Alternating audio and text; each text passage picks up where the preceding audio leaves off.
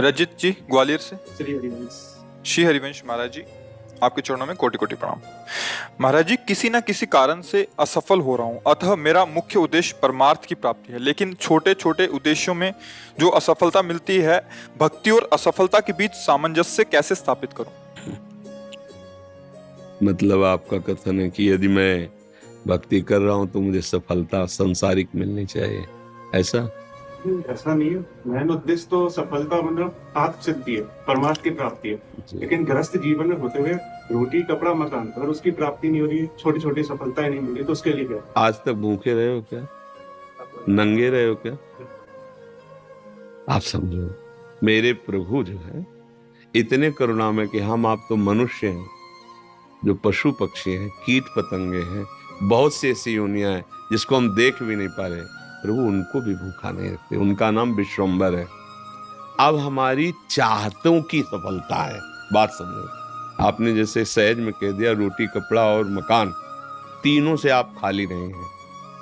ईमानदारी से बोलो, जिस दिन तुम नंगे घूमे हो और जिस दिन तुम्हें छत के नीचे न रहने को मिला हो और जिस दिन तुम भूखे रहे हो, वायु न मिली हो, जल न मिला हो सकता है अन्न न मिला हो, लेकिन प्राण पोषण के लिए दो आवश्यक है, वायु और जल, है ना?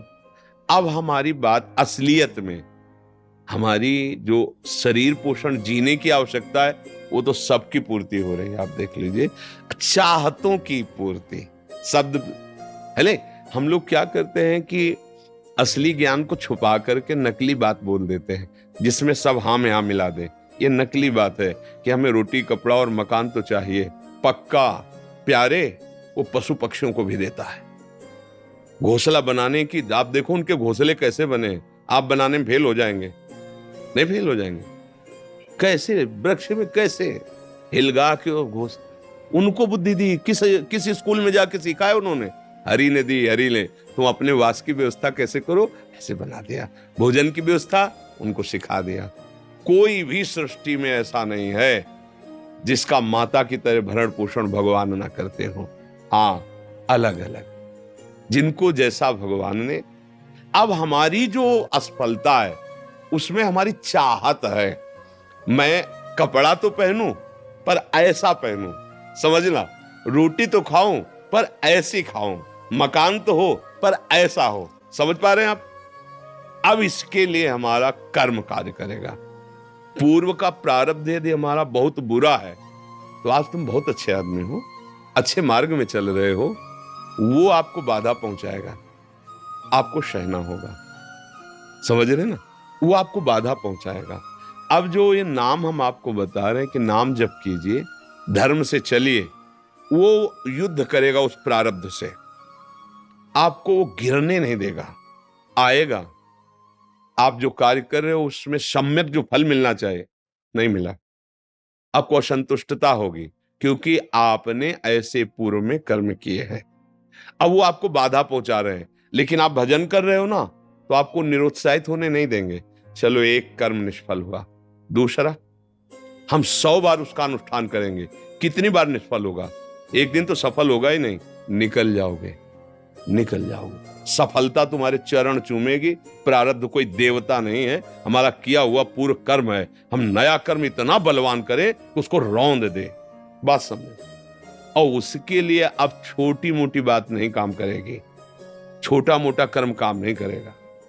डट के हमें धर्म और डट के भजन विध्वंस करके, अगर विध्वंस ना होते तो फिर मोक्ष कैसे होता? मोक्ष को मतलब जानते हो? सब कर्म नष्ट हो गए अनंत जन्मों के, और इस जन्म के भी बिल्कुल मोक्ष, मतलब बिल्कुल मुक्त, अब कोई बंधन नहीं हो, भगवान का स्वरूप हो गया। तो हुआ तो इसी जन्म में, जो हमने साधना की, जो भजन किया, जो चिंतन किया, जो सत्संग किया, मारा इसने पूरी आग लगा दी।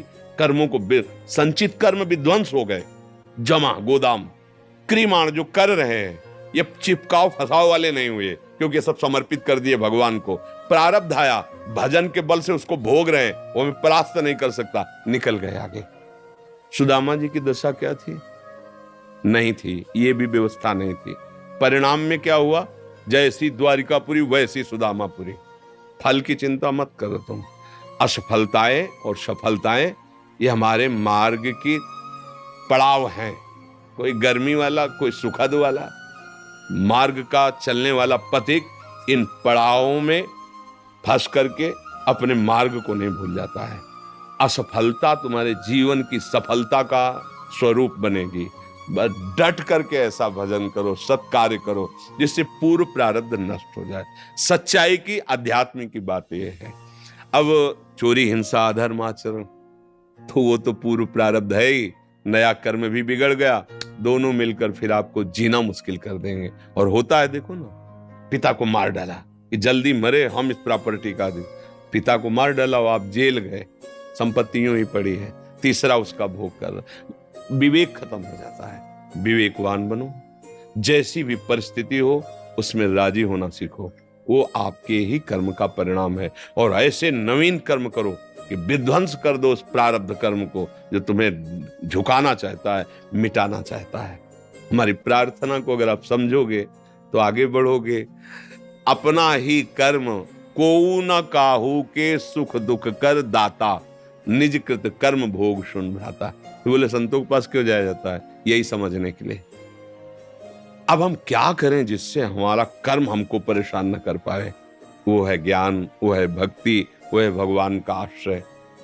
जब घर में भोज आते हो, भिक्षा भी नहीं मिली, तो पत्नी पूछती कि बच्चों को कैसे जिलाएं? तो तुलसी दल उतारते, ठाकुर को भोग लगाते, आधा आधा तुलसी दल। उनका एक मित्र था जो धनी के यहाँ वो पुरोहित कर्म करता था, डोली में बैठ के निकलता, पालकी में। वो कहता है, सुदामा जी हमारे यहाँ जो सेठ है ना, उनके यहाँ चलो, थोड़ी देर श्लोक बोलना। सब व्यवस्था उनका, हमने तो अपना सेठ श्री कृष्ण को वरण किया है, अब वो भूखे रखे चाहे मारे, अब हम दूसरे की गुलामी नहीं कर सकते। हमने तो भगवान को अपना माना है। हिले नहीं तो भगवान का हृदय हिल गया। एक दिन प्रसाद पा रहे थे से एकदम ऐसे हो गए। रुक्मिणी जी मन की बात, तो उनका प्रभु ऐसी स्थिति आपकी तभी होती जब कोई आपका भक्त भूखा होता है। तो भगवान के आंसू आ गए। हमारा पुराना मित्र है सुदामा, और कई दिन से उसके घर में भोजन नहीं, बच्चे।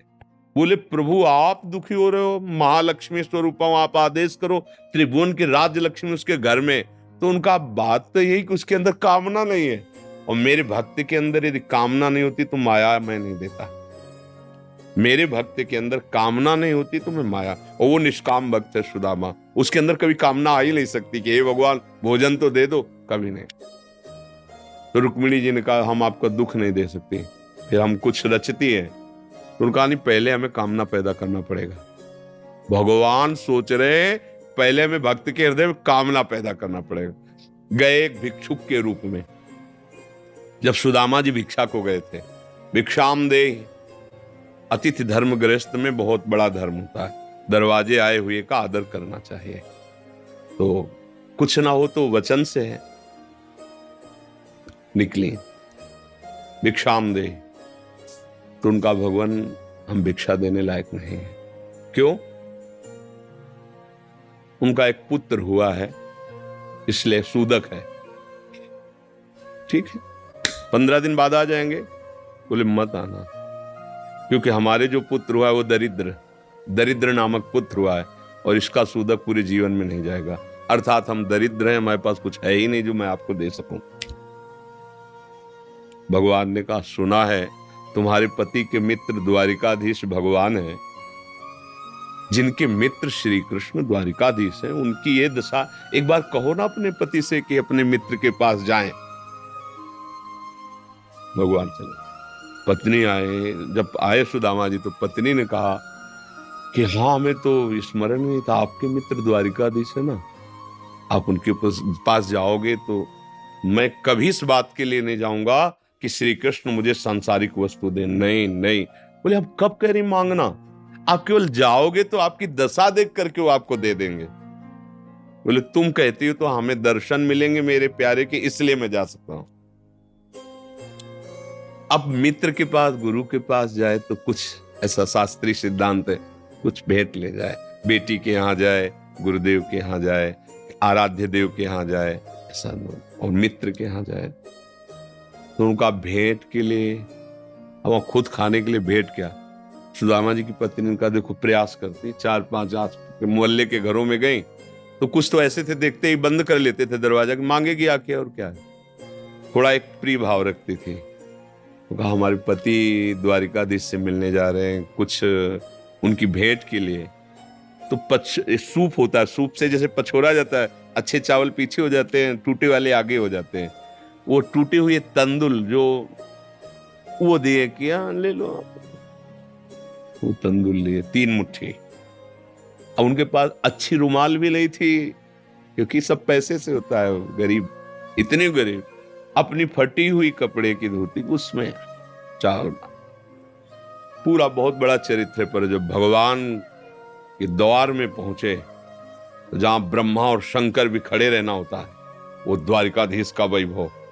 द्वार पर दरिद्र ब्राह्मण, फटी सी, इतनी बीमारी है, ऐसा शरीर है, आंखों में भगवत तेज समाया हुआ है भगवान। तो उनका भैया, एक बार तुम अपने स्वामी से कह दो जाके कि सुदामा नाम का कोई आपका मित्र आया है, बस ऐसा। पार्षदों ने बड़े दयालु हैं। पार्षदों ने कहा आप यहीं तब तक खड़े रहिए जब तक हम ना आए। और भी पार्षद थे। एक दौड़ते हुए गया, जय जयकार हो प्रभु। कोई एक दरिद्र ब्राह्मण वेश में है, और वो सुदामा कूद पड़े भगवान। ब्रह्मा शंकर को भी इंतजार करना पड़ता था, लेकिन सुदामा नाम सुनते ही भाग पड़े भगवान। और ये शब्द आश्चर्यचकित बात, रुक्मिणी जी, पार्षद सब देख रहे हैं कि ऐसे तो कभी भगवान नहीं भागे कि भाई ब्रह्मा जी आए भगवान भाग पड़े या शंकर जी आए। सब आकर इंतजार करते हैं। और प्रभु जब प्रभु दौड़ के गए सुदामा जी को। सुदामा जी संकुचित हो रहे हैं कि मेरी हड्डियां ऐसे सुकोमल, तन मेरे श्याम सुंदर के लग रही होंगी। वो सकुचते जा रहे कि इतना बड़ा वैभव स्वामी हमें ऐसे। भगवान ऐसे अपने हाथ से चरण पखारे सुदामा जी के, थाल रखकर। रुक्मिणी जी आश्चर्यचकित हो रही है, ऐसा कोई तपस्वी, ऐसा कोई महात्मा जिसके ऐसे भगवान अभी तक तो नहीं देखा जैसा इस ब्राह्मण। और धोती कई जगह से फटी थी, जो दुपट्टी उसको कई ऐसे केवल अंग ढके हुए थे, ऐसी धोती थी, हड्डियां हड्डियां शरीर में। रुक्मिणी जी के पलंग पे बैठाला भगवान ने, जिस पलंग को ब्रह्मा शंकर नमस्कार करते हैं, उस पलंग पे बैठाला, चरण धोए, चरणामृत लिया, का हो भाग्य आप पधारे, भोजन पानी से चरण दाब रहे हुआ। सुदामा जी से वो दास पर कितनी प्रीति प्रभु करते हैं। 2-3 दिन 4 दिन सबसे प्रभु मिलवा रहे, परिचय करा, ये मेरे मित्र सुदामा जी हैं, ऐसे बैठे। और सबके बीच में कहा कि ब्याह हो गया है, क्योंकि जब मित्र बने थे तब तो गुरुकुल में थे। तो सुदामा जी ने कहा पुत्र भी है, तो भाभी ने कुछ दिया भी होगा हमारे लिए। अब ये वैभव, अब वहां फटे कपड़े में तंदुल कैसे? बोले देखो पहले चूक की थी, गुरु माता ने चले दिए थे हमारे लिए, और फिर चूक कर रहे हो, कुछ दिया है? अब भगवान ने ऐसे हाथ पकड़ा, उनका उठाया, इतने स्वादिष्ट कीमती वस्तु तुम छुपाए रखे हो। खोला, उस फटे पुराने कपड़े में लपटे हुए तंदुल। रोमांच हो रहा है भगवान को। रुक्मिणी जी देख रहे हैं कि ऐसी प्रसन्नता से तो 56 भोग भगवान नहीं पाते द्वारिकाधीश, जैसी इस गरीब ब्राह्मण के तंदुल पार है भगवान। दूसरी मुट्ठी ली, तीसरी में रुक्मिणी जी ने हाथ पर, प्रभु बस इतना काफी है इनके लिए। 2 मुट्ठी में 2 लोग का वैभव सुदामा को। प्रगट में 25 पैसे भी नहीं दिए, एक भी वस्तु ले। 3-4-5 दिन आनंद लिए। तो फिर सुदामा जी से कहा कि तो भगवान ऐसे चले। सुदामा जी ने सोचा कि प्रगट में तो कुछ दिया नहीं, हमें लगता विदा करने चल रहे हैं, तो कुछ अगर 2-4 असरफी भी होंगी तो खान पान व्यवस्था तो चली जाएगी। भगवान ने कहा जो अच्छे अच्छे कपड़े पहनाए थे, रास्ते में कोई उतार सकता है तो उतार दो, अपनी धोती पहन लो। यहाँ पर धोती रास्ते बोले आप इधर से ऐसे जान, फिर वहां से मुड़ जाना। बोले हम तो आए थे तो रास्ता तो जानते ही, प्रभु चले जाए। और रास्ते में सोच रहे मेरे मित्र कितने कृपालु हैं, मुझे इसलिए नहीं दिया कि ये कहीं मेरा चिंतन छोड़कर धन का चिंतन न करें। हे श्री कृष्ण, सदैव आप जैसा ही मित्र मिले। सोचते सोचते आए, आए तो देखा फिर वही द्वारिकापुरी। बोले मेरी बुद्धि मारी गई है कि वास्तविक यहाँ कोई रचना हो गई। यहाँ तो हमारी एक छोटी सी कुटिया थी, ऐसा ऐसा। देखा कि उनकी पत्नी जो है स्वर्ण थाल लिए दास दासियों से आरती उतारने। तो उनका तुम कौन हो? तो उनका आपकी दासी हूं, आपकी पत्नी। ये सब बोले जिनके पास गए थे ना, उन्होंने सब अश्रुपुलकित हो रहे कि वास्तविक तेरे दरबार की आली निराली शान ये देखी, सखावत खुद तेरी गलियों में चक्कर काटते देखा, फैलाया हाथ जिसने तेरे दरबार में आकर तुझे देते नहीं देखा, मगर झोली भरी देखी। ऐसे अगाध सिंधु भगवान का दासत्व भला हमको निष्फल कैसे हो जाए? हम जो राधा राधा जप रहे, हरि हरि, ये कभी निष्फल हो सकता है। पर धैर्यवान रहो, धैर्यवान रहो। समय से जब आएगा तो आप निहाल हो जाओगे। अश्रद्धा मत करो और ऐसा भी मत सोचो कि भरण पोषण हमें नहीं, ऐसा नहीं। त्रिभुवन में कोई नहीं है, सबको जैसे राजी हैं भगवान वैसे सबका भरण। किसी को 1 कुंतल मांस चाहिए तो उस पशु को भगवान उतनी व्यवस्था किए। किसी को कितना चारा चाहिए उतनी व्यवस्था किए। कितना सबको, पूरी सृष्टि को भगवान दे रहे हैं। इसलिए ऐसा तो कभी अश्रद्धा करना मत और धर्म से चलते रहो, नाम जप करते रहो, पूर्व कर्मों से लड़ो, निराश होना मत सीखो। आज सफल नहीं है तो हम कल सफल होंगे। ऐसा नहीं कि हर कर्म हमारा निष्फल चला जाए, ऐसा नहीं है।